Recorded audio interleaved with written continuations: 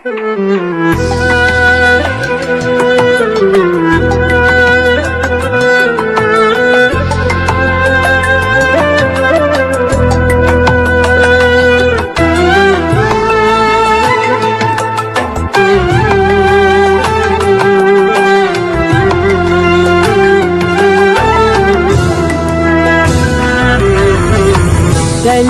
mən elə yazdım, Allah siler adına. Vaxt gələr ki sen duyarsan bu sevginin feryadını. Gözü yaşlı bırakmasan yollarında bir kadını.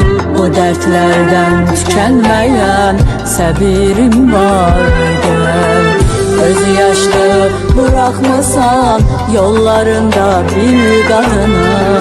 Bu dertlerden tükenmeyen səbirim var gel. Şehirlerde satirin var gel.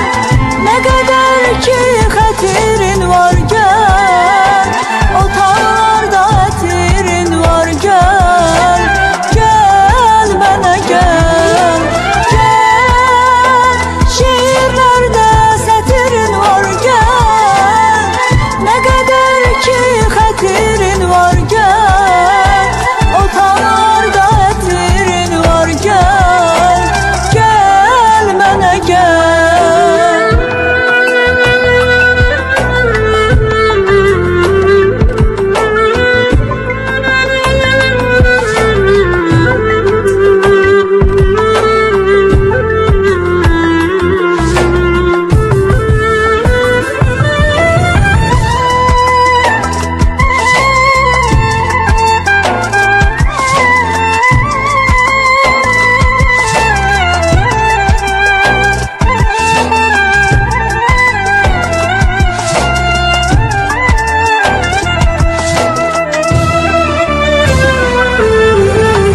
Ne gecem var ne gündüzüm, seherlerde keçir sensiz.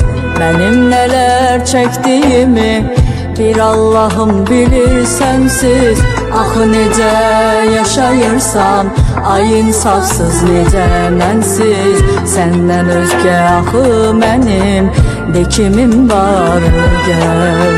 Ah nece yaşayırsan ay insafsız necə mənsiz. Senden özge axı mənim de kimim var gel.